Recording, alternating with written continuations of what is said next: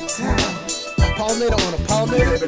Zaiyah's house in Uptown. Stop it, that's not hot. Zaiyah's house in Uptown. Oh, you think the world is round, but it's flat. Zaiyah's Good evening and welcome to this week's edition of Zaiyah's House. I'm your host, Zaiyah 007, and this handsome young man here is Uptown.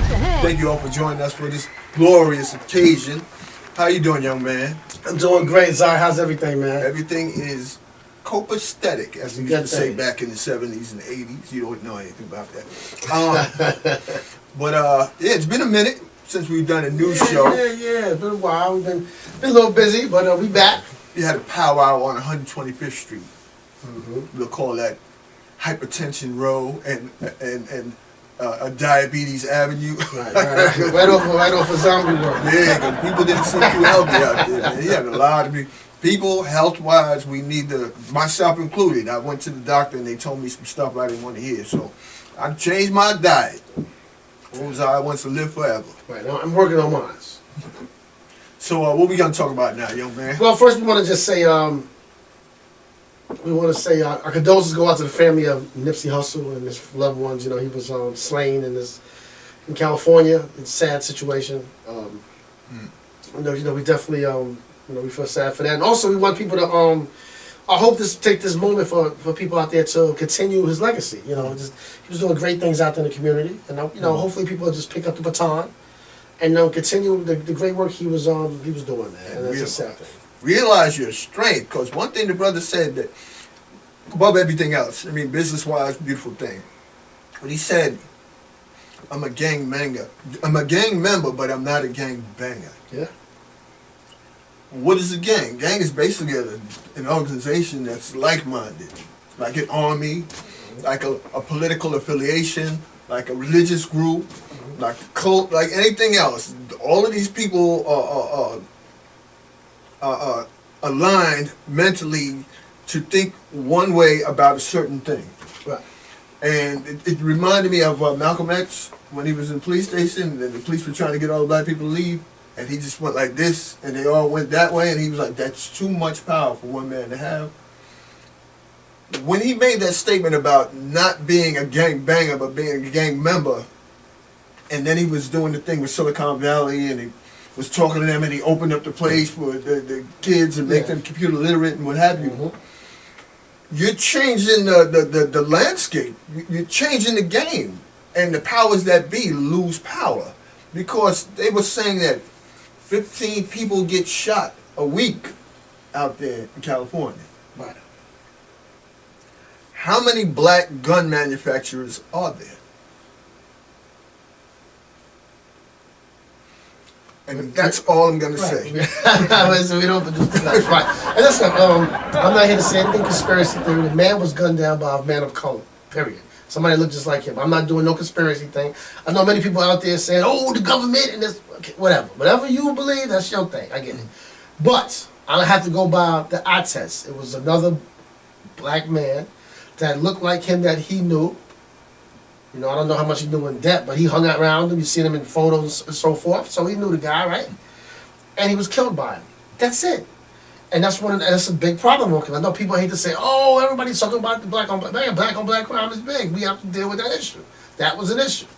Yeah, but that wasn't really black on black crime if you think about it. It was a black man. He killed another black man. Yeah, but think about it. But remember Tupac said, when you start getting money, you got to move out the hood. Yeah. I mean, of course. Okay. But I mean, you got to move out the hood. You can't stand out there and have an argument with the man and all of this stuff with you. You mean too much to us. It's like Martin Luther King when he had people had to get around him and protect him. It's like Malcolm going up to the Audubon and making that not having the proper security. Security. When you become that valuable, then you need to be secured. You need to be what's the word I'm looking for? Like, you just can't walk around like the normal person because you're of too much value. Yeah, I understand what you're saying. I don't mean monetarily. I mean as influence. The influence you have on others. You just can't. I get that. You have to move out the hood. Yeah, but yes, I agree that at some point in life everybody should want to, I guess, move out the hood, but then give back to the hood. If you understand, that makes sense. But this is a situation I feel that the man been running his business from there for years. He's building something. He's been in the community. They said working with Adidas, right? Adidas, I think, to help do different things. So he's been there. It's just a sad situation. He's always been in the. A man just walked up to him, shot him, ran away, came back, shot him again, ran away, came back, shot him again and kicked him, and then ran and walked away. How can you do that to somebody? If he had security, he might have shot him once, and that's it. And he might have lived. The last time he came back, they said he shot him in the head. He needed security. He didn't need to be in the hood so much. And if you're there, you can't be that accessible where somebody can. He did overkill. Yeah, I mean, yes. I think this is a wake-up call. And I'm not just saying because he's a black man. Any culture, when they make it, they leave. You don't see them living in trailer parks and hanging around with Uncle Rufus and, they're gone. Gated community, here I come. No, I have to leave. I do agree. You should move out to the community. But I also agree that if you can, and you should try to find a way to give back and build it. Definitely. That's just me. I just feel that if you have an opportunity to make a difference and young people's lives and change the narrative of so many, do it. That's just my thing. I wouldn't change anything else, but if you're going to be there, you need to have two guys with you at all times. If you're going to be there, especially when they say he had words with the man.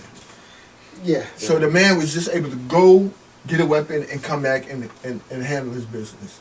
Shouldn't have been that easy. Yeah. But that's my only thing. Right. But like I said, my thing is just people pick up the baton, continue his legacy, continue the things he wants to do. I'm not a conspiracy theory person. I'm not sitting here talking about, Dr. Sebi, What do you think about that? When some people are running with this whole, the government's out to get. People are going to do whatever. I mean, we are on the internet. I try to, as well as Brother Uptown, try to keep it unadulterated. We're not doing this to get likes. Right. We're not get this to get looks. If we wanted to, we could spin this a whole nother way. Yeah, of course. But basically, how did Chris Rock say? They said Martin Luther King was assassinated, JFK was assassinated, but Tupac and Biggie, they just got shot. Yeah. You know what I'm saying? It's no conspiracy. The man just got shot. He had beef with the young man. I don't know exactly what was said. It was something along the lines that I read, which is, he said he was a snitch. Yeah, allegedly. I don't know. Allegedly. We don't. I wasn't there, so I got to say allegedly. Wasn't there, allegedly, but I mean, those there are fighting words. Those are words that will get you handled. Yeah. It's certain things is some codes the community lives by. Even 2019 we hit, we still have these community codes. And on the urban neighborhoods, they have these codes, the no snitch code, and you just name everything else, man. And those are codes some people live or die by. And if 1,000 people love you, there's about 500 people out there that look at him and what he has and what he's doing, and they hate him. They hate jealousy. Jealousy. They sitting there, sitting there next to your woman. Did you see so sad? His woman on the phone. Yeah. Oh, Nipsey Hussle, he's so fine. He was down by the store, girl, and he said hi to me, and I almost melt. There are people out there that absolutely hate the ground that you walk on. So, and just because he said he made the transition from a gangbanger to a gang member, doesn't mean that everybody else did the same. Right. People have some catching up to do. I have no problem with gangs. Y'all just need to change your mindset, and you will be some of the most powerful people on the earth. But y'all just need to. Until black people start making guns, y'all should make a thing. Until black people start making guns, we're not gonna shoot anybody.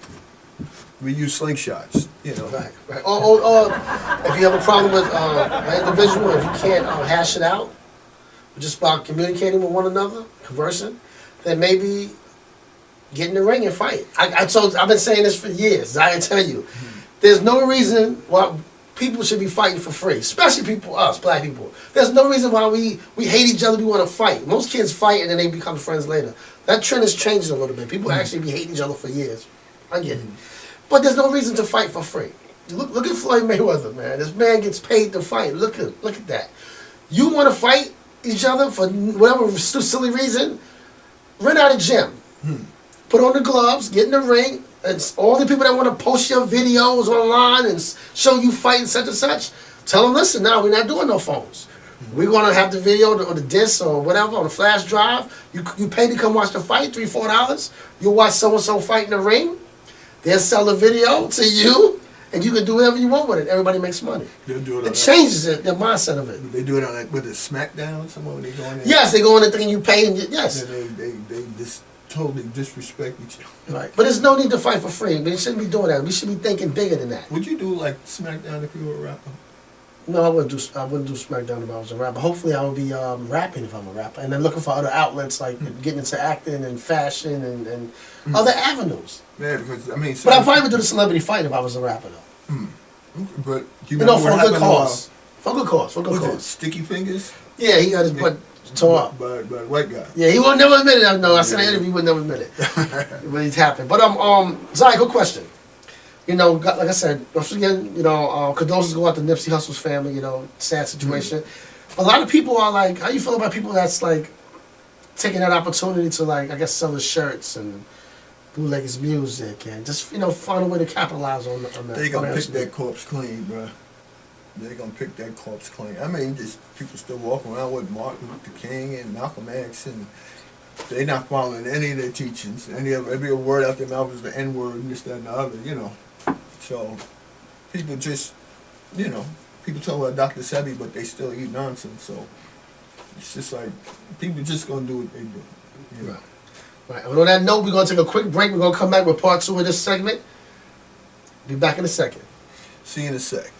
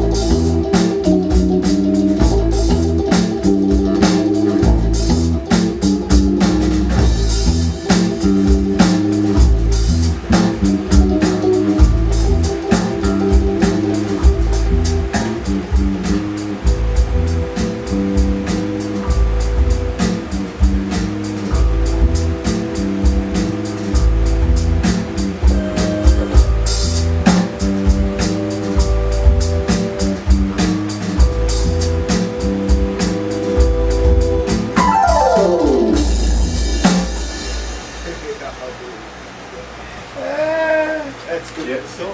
Hey, man, Yo, felt good. wow, that was wild. Yeah. That Just was to play it wild. out, get it out the system a little bit. You back, and you still black. Where you going tonight? We're gonna continue with the Nipsey Hussle tragedy. Recently, a young rapper named Kodak Black. You know, and I actually have to listen to some of his music because sometimes when we talk about certain topics, I have to do the research. I have to like really listen to his music, listen to some interviews, just to get a little feel of the person. Doesn't mean I know the person, but get a feel of him. And he's 21. I mean, that's the age he's supposed to be going by. He's 21 years of age.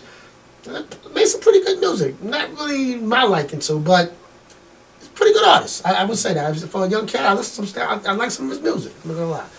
I try to get me. I'm one of the people that I like the young. I like the youth. I've never said nothing negative about the youth. I think that what the youth are doing with music, it's a great thing. It's for them. I tell people all the time. The music now is not for me. It's for my kids and your grand. You know, it's like that music is trickling down. I really like it. The only thing is the N-words just kill right. me. I like if they could make a clean version of these songs, I would appreciate it because it's just like after about 250 N-words, I'm like kind of it's like rough. It's rough. You're right. bombarded. Yeah, but he made a statement. He made a little video, whatever, talking about Laura London, which is Nipsey Hussle's, the mother of his daughter, I believe, and or his kid, mother's kid, and I guess future wife. But sad that didn't happen. But they was together. That was his lady. It made something about I give her a year off. I give her a year to mourn him, and then we get together, and she's gonna need somebody, a shoulder to cry on, or what, for whatever reason, and the public took offense of this. I'm talking about to a point that people have spoke out. You got rappers like T.I., The Game, and actually posted some videos basically like threatening this young man. He's not welcome to L.A. and so forth and things like that. What's your thoughts on that? Kodak Black, you're not the only person who was thinking like that. All of them were thinking like that, the majority of them. She's fine. But you can't say it out loud. Give the man a second to get cold. I don't even think was his body in the ground before he said this. It's just like, I mean, the woman is gorgeous. So I can understand a man saying like, oh, she's available now. Right. But, and then the way he said it was just like, something that you say to your boys when you're sitting on the corner on the stoop drinking, and they're like, "Yo, you wrong." Right. But you say it in private, like Trump saying, "I walk up and I just grab him by the crotch." Right.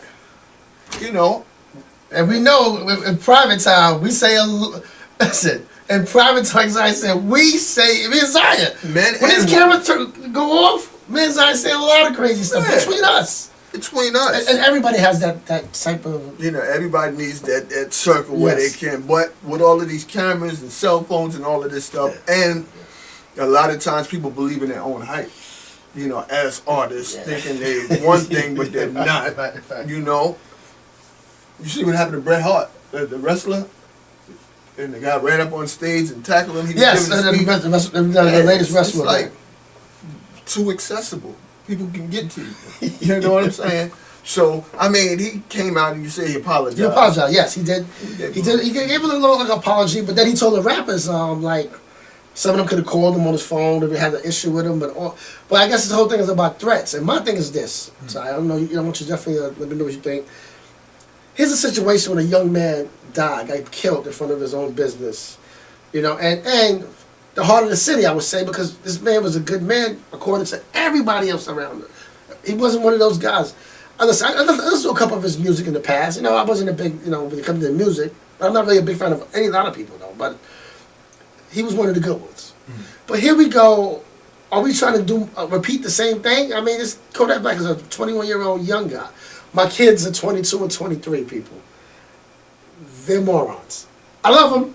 I love you. I love my kids. Don't get me wrong. But if everybody that understand them teenagers, you look at them like, did you just say or do that? Because that's just what youngsters do. They don't say or do the right thing sometimes. It's because we're maturity. And I'm sure we all been there. I don't want nothing to happen to this young man at all. Because he's still a young man. And he's one of ours. Remember, he's still somebody's son. He's a father. So we have to, as older people, do something different. to handle situations instead of saying, "Oh, yeah, we see him in the street, get him," and all. I'm like, that's disturbing to me.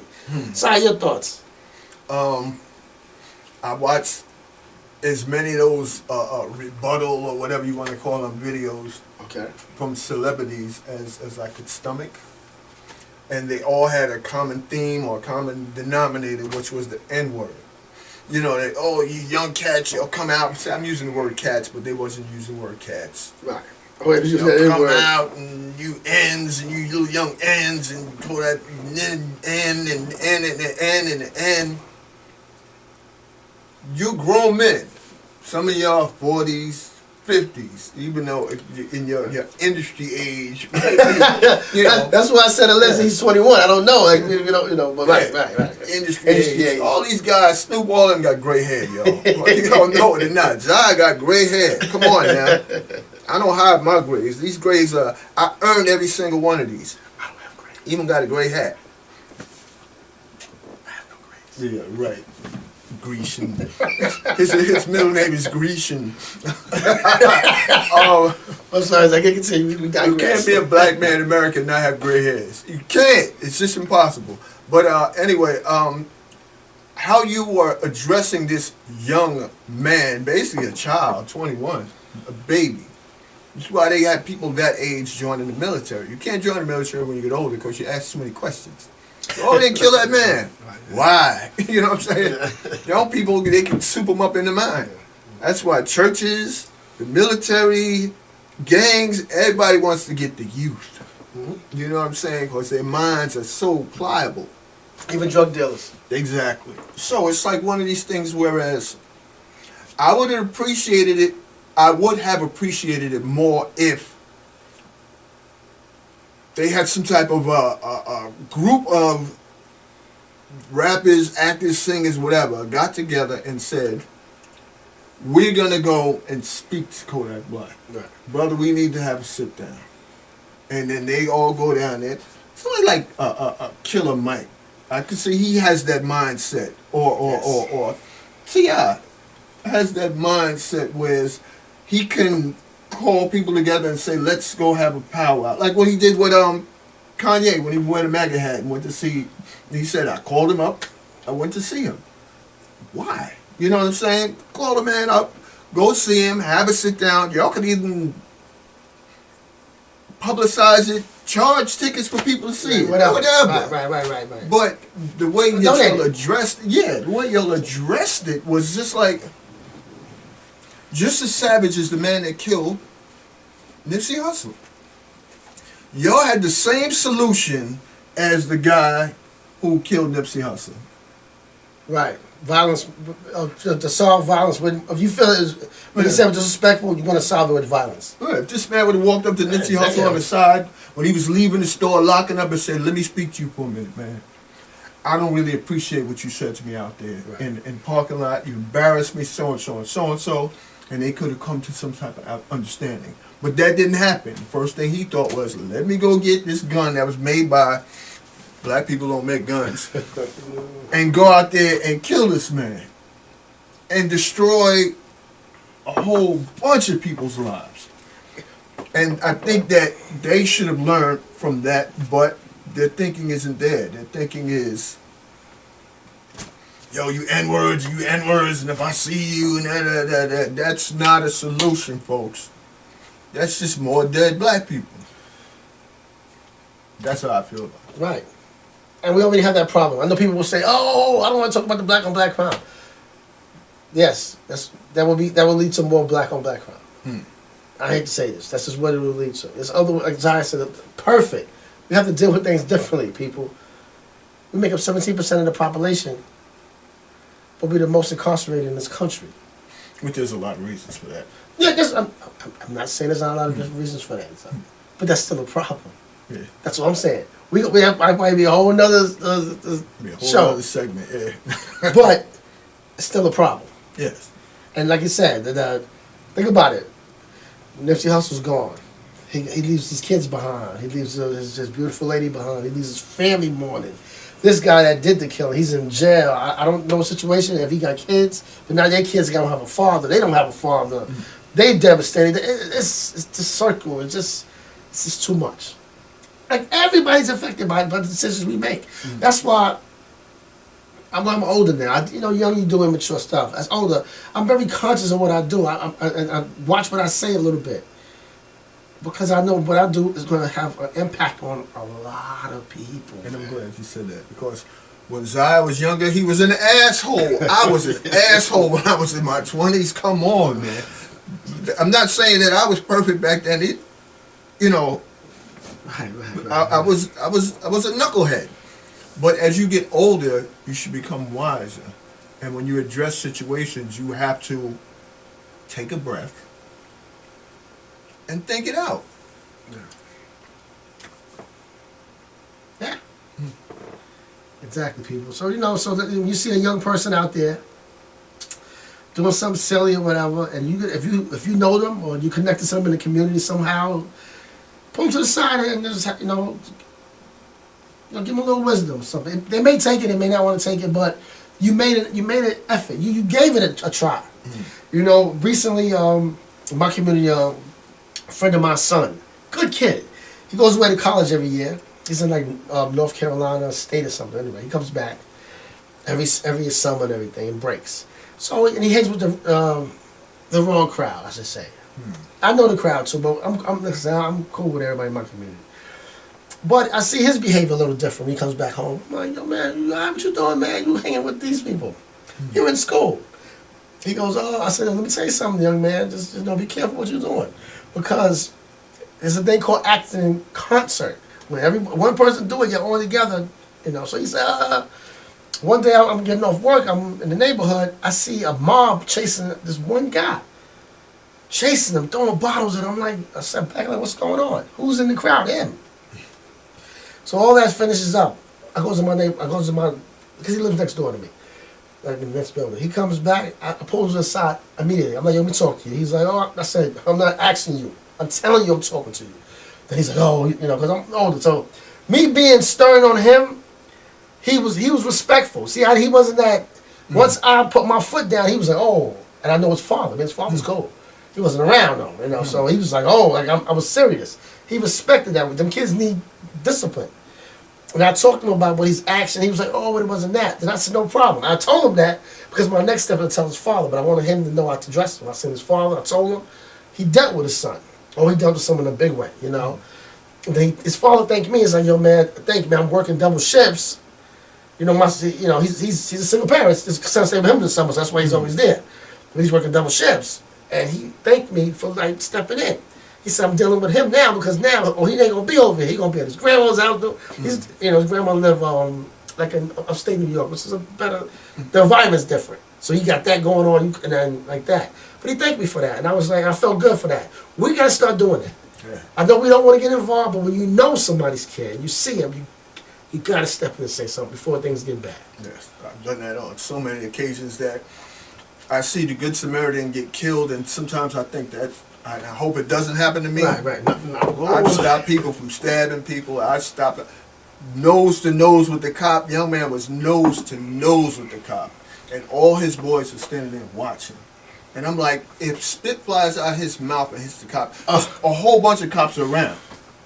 And I keep telling people, this cop, he was a big Dominican cop. His neck was the size of a paint can. You know them 10-gallon cans? Yeah, I think so. And the guy is like, the guy that, he can't fight the guy he can't fight a regular guy, much less a whole group of cops. Right. And all his boys are standing there watching. And I walked in the store and I said, I'm going to grab him by the arm and pull him. If he comes with me, cool. If he doesn't, I'll just let him go. And I grabbed his arm and he turned around and saw it was me and he came to the store with me. Right. So when he came to the store with me, now the cops are just standing there looking stupid because there's nothing to see here. So they got in their cars and left. But all his boys were standing there waiting for him to get handled by those cops. So, like you said, situations arise. I've stopped people from stabbing people where I'm like, if you stab that person, you're going to jail. Young lady, you are going to jail. And they fighting over this guy. And I tell the guy, yo, you grab her and I'll grab her. I ain't grabbing nobody. But they're fighting over you. And the young lady, but the whole crowd is, get her, get her, get her, get her, get her. she could have stabbed me, you know. Right, So right. it's one of those situations where you try to appeal to a person's sense. I mean, there was one girl had the girl on the floor on the train, straddled, getting ready to hook off. And I put my hand on, everybody on the train's watching, I put my hand on the girl's shoulder. And as soon as I put my hand on her shoulder, she got up off the girl. She was just doing what was expected of her by the crowd.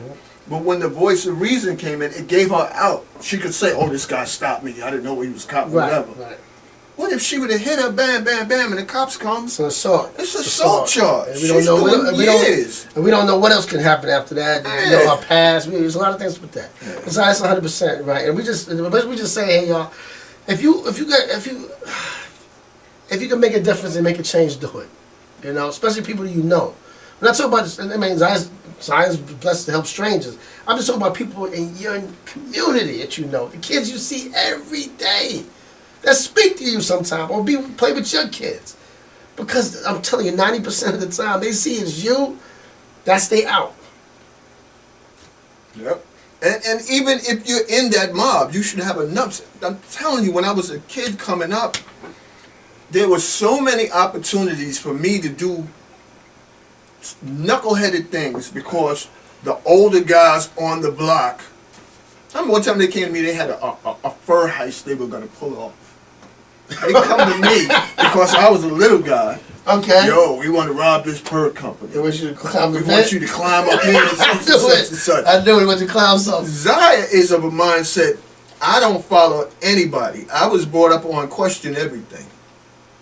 I looked at them like, you got to be out of your mind. I mean, so many occasions where I was in situations that I made. There's a few situations where I made the wrong decision, and I think back on like, wow, I could have really got hemmed up behind that. But for the most part, I rolled for self, didn't join any gangs, still don't believe in them. Unless they're doing something positive, I might have joined the Black Panthers if I was old enough when they were doing something. You know, I might have joined SNCC or one of these organizations, but just a gang that's going to just destroy my own neighborhood, I might as well join a pack of rats, Right. or a bunch of roaches, or the Klan, you know, or anything else that hurts us or destroys our neighborhood, you know. And I'm not going to do that. It's because that doesn't make sense, and these other things don't make sense either. So, young people, you have to yourself. You know, when you see this mob mentality, it's a real thing. Mob mentality is a real thing. When a mob gets together and they get into that frenzy, they'll do anything. They'll kill anybody. They'll hurt anything. People who normally wouldn't do those types of things get whipped up into that frenzy and they do some wild things. So what you have to do is you have to try to be the voice of reason. I was never a follower. I can't join organizations because churches want followers. I can't be a follower. I can do what you do on my own, Right. and keep my dollars in my pocket. I can help you out, but I can't join and be a follower. I mean, it has to be me and the pastor up on the stage together. You know, like me and Brother Uptown together. Sure don't have to be called Zaiyah's house. It can be called anything. If this brother said one day, I wanted to be called such and such and such, but he said, leave it in Zaiyah's house. Okay, well, just leave it at that. But we are in my house. No, these are jokes. But yeah, it's just like, you know, I don't have an ego. You know, I have pride, but I try not to have an ego. And that's that. Don't let people, don't be gullible, basically. Don't be gullible. Right. Well, I know people, we take a quick break. We're back in a second. Don't go nowhere. See you in a sec.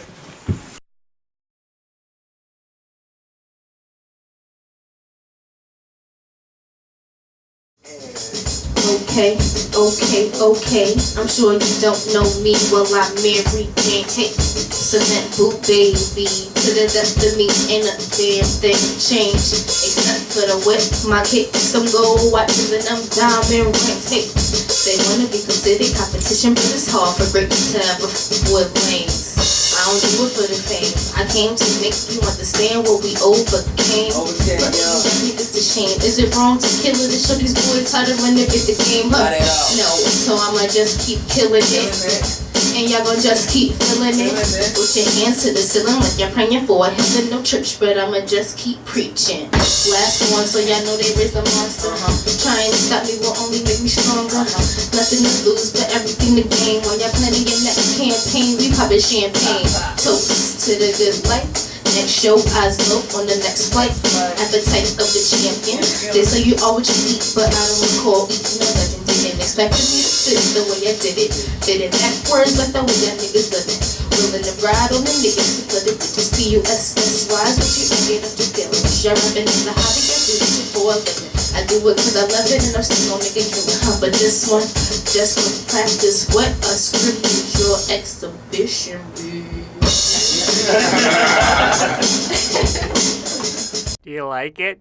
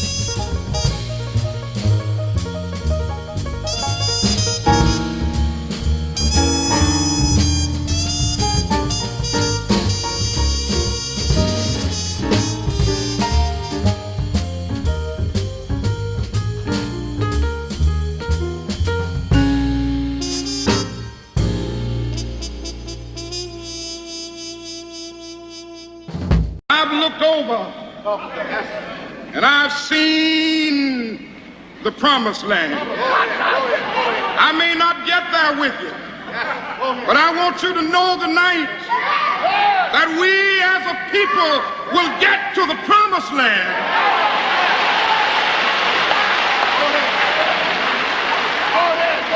So I'm happy tonight. I'm not worried about anything. I'm not fearing any man. Mine eyes have seen the glory of the coming of the Lord.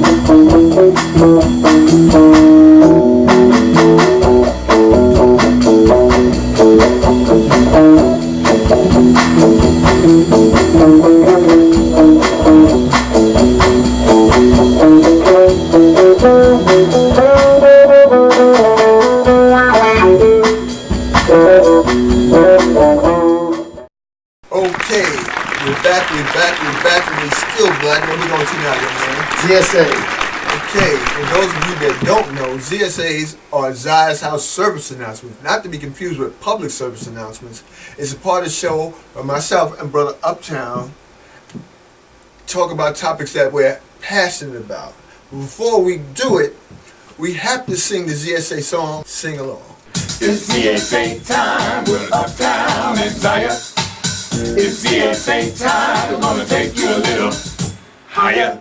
And on that note, Brother Uptown's gonna give his ZSA. My ZSA for the week is, it's not my thing, but I respect it. Whatever do you mean, though? Oh, well, they got some brothers out here, right? They running around here with male buns. It was like, male buns? Yeah. I'm watching young men got their hair wrapped up. From behind, I'm like, oh, that's a young lady in the front of me. Look, oh, man, that's a dude. He got these male buns. Listen, male bun is not my thing. It looks like a Vicodin, of course, but it's not my thing. But I do respect it. Whatever, however you want to have your hair, it's your thing. It's not my thing, but I do respect it. But me, personally, no male buns. Goddamn it, goddamn, you're male buns. You're a man, no male buns. You know, please, ladies. I know it's a new trend thing. They got. People get gray. People go gray. That's life. Some people die in grays. Some people, you know, they work hard to get rid of the grays. But now you got young ladies getting gray weaves. Like they got this, they green, they got blue, they got gray weaves. It's not my thing, but I respect it. But I remember a time when people was ashamed to have their grays. Now they got young girls in their 20s with gray weaves. It's not my thing, but I respect it. Basically, man, don't worry about those goddamn grays. Earn those. Don't be putting weaves in there for gray hair. That's my ZSA from me to you. Well, thank you very much, young man. That was very enlightening and informative. My ZSA today is no N-word zone in restaurants. Whatever do you mean? You know, me and my significant other, we go out on Sundays, Okay. and we like to have a meal. We sit down and, you know, nice quiet restaurant or whatever, have a meal. And I noticed the pattern is we'll be sitting down and it might be a couple, they have a little small child and, you know, another couple over here. And then a group of black youths or black and Hispanic youth come in and they sit down and they put them like a booth away from ours. And every other word out of their mouth is N-word, N-word, N-word, N-word, N-word, N-word, N-word. One guy, he used it like 5 times in one sentence. I wanted to tap him and tell him he should go to Guinness. He should receive some type of award for using it, you know, so many ways in one sentence. But I didn't think that that was the place for them to be using those words. I think that if you want to use the word, I think that restaurants should have a section for people who want to use that word. Their own section. Yeah, like they used to have a smoking section and a non-smoking section so people who didn't smoke wouldn't be offended by the smoke. Well, the word offends me when I'm sitting down on a Sunday, relaxing, having a meal, relaxed, and then here they come. And it's not like they're saying it low. They're talking full voice. And I've never really used the word. But one thing I've noticed, I don't know if you noticed this, but as of late, well, I wouldn't even say as of late, I'd say the last 15, 20 years, that people don't have a filter. Like they can be sitting on the train next to a baby, a priest, a rabbi, somebody's grandmother, and then use the word with impunity. N-word, N-word, N-word. Won't even like, oh, let me curb my language because there's a baby, a priest, a rabbi, and somebody's grandmother. No, I want to use the word, so I'm just going to use it. And not just guys. Yeah. Please don't think for any second that it's just guys. You ladies' mouths are ridiculous. Oh, my goodness. Sex! Yeah, I was talking to my wife the other day, and she said something. I said, oh, look what I have on. She's like, oh, yeah, that's really nice. I said, oh, if you just met me and you saw me with this on, would you marry me? And she said, I wouldn't marry anybody just because they have a certain outfit on. And I was telling her about when I first saw her, what she had on, how she walked. Right. The only thing was, I thought that she was Hispanic. So I thought there might be a problem if she didn't speak. Barrier. Yeah, a language barrier. Right. Or though her family might like black people. Right. So, but I still found her very interesting and pleasing to the eye. But had she used the N-word, it would have been a deal breaker. That's been it. If she would have been talking to somebody else and I would have heard an N-word, N-word, we've been married 35 years. We wouldn't have even dated. You know, just certain things. Or that whole bend over in the thong, or this whole new thing where women bend over and you can see the crack of their behind. I like that. That's a trend I like. And see, but would you marry somebody? Yes. Wow. Wow. Wait. Hold on. Wait for a minute. No. Let me throw it out. We put the line and get it back. I don't believe in marriage. Period. Okay. But if I did believe in marriage, yes, I would marry a thong wearer. No. I don't have a problem with a thong wearer. I don't want to see it, and it shouldn't be seen in public. I will marry a public thong wearer. Like if they bent over and the thong was halfway up yes, their back. I will marry a public thong wearer. I've seen women That's just me. At school. I don't like prudish women. Tying their kids' shoelaces and bent over, and the crack of their behind is halfway out their Love it. To me, it's disgusting. I love it. To me, that's just like, I can't think of how that is just a deal breaker. Okay, what's a deal breaker? A thong wearer is a deal breaker for you. Not to get up my Z, I say, well, what's a deal breaker for you? A woman that's prudish. What do you mean? Prudish behaviors. She doesn't believe in going to like nude beaches. She doesn't believe in sharing is caring. She doesn't believe in just uptightness, being anal. Everything is an issue. Doesn't like comedy. Doesn't respect the Jets. If you have to be a Jets person. Jets, when we go out to say we watch football, she has to wear the Jet stuff. If she's not rocking with my Jets, and she say I'm with the Patriots, I'm not dealing with you. Jets. No deal breakers. You gotta be down what I'm down with. Okay. Well, I'm saying the same thing. In a way. You're down with the Jets, and I'm down with keep your ass in your pants. Okay. I like the ass to be out. We both have standards. My thing is, okay. Yes, we do.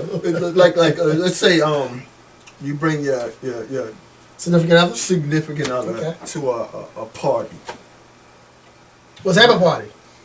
A regular a family gathering. Oh, okay, family gathering. Because there's some adult parties that everything's all right. All the kids are there. Okay, all the cousins and all of them are there. How they say vanilla party? Yes. Yeah, and the significant other is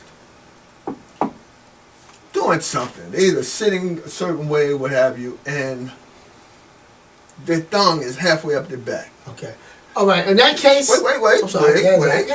And you walk in the room and you see her. No, you walk in the room and you see some guys looking and talking to each other, looking and talking to each other. But you don't know what they're looking at. Then you look over and you see your significant other with her ass crack out and her thumb halfway up her back. You don't have a problem with that? Well, no, I don't have a problem with it. But I would go over there. I probably would discuss it with her. But based on we're in a vanilla space. We're in people that's very judgmental. So we can't. We got to save that for our other friends. Not that type of environment. So we gotta. Because I'm toning it down. I'm not doing the most. I don't have my chest hairs poking out. I'm around different type of company. So I'm toning it down. So I think we should be able to act accordingly based on the environment. So yes, I would speak on that. Say that. Trust me. By next, a couple of days, we'll be at the other people's house. You can let loose. Okay, but basically you feel the same way I do. In a way, in a sense. No, not in a way, in a sense, nothing. You feel exactly the same way I do. It's like, you don't want her walking around naked unless you're at a nude beach. Right.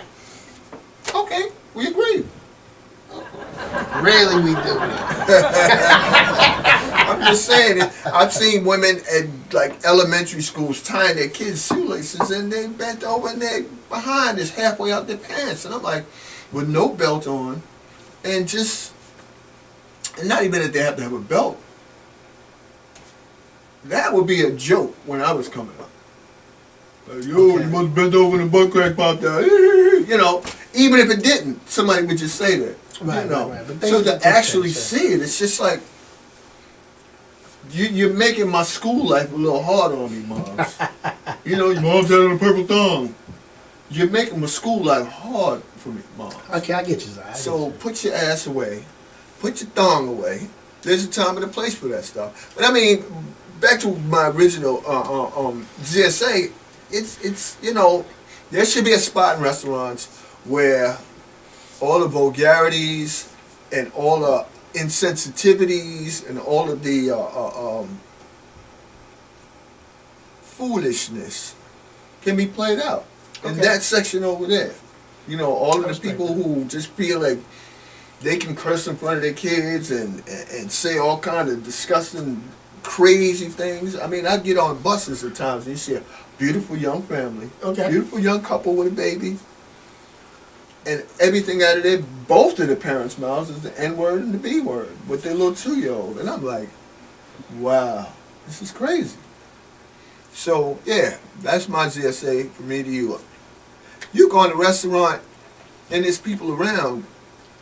At what point, or is there a point, where you say, let me curb my language because it's not conducive to the atmosphere that people have come to enjoy. Right. Save that for a strip club. Your strip club, all the N-words, all the B-words, all that stuff. Your casino, all the N words, all the B words. You know what I'm saying? But a quiet a diner or restaurant at 12 in the afternoon, when people are having their brunch quietly, and then you come in with your N words, B words, N words. Yeah, I told that. Man, go someplace else with that nonsense. There you have it, people. And that's my say from me to you.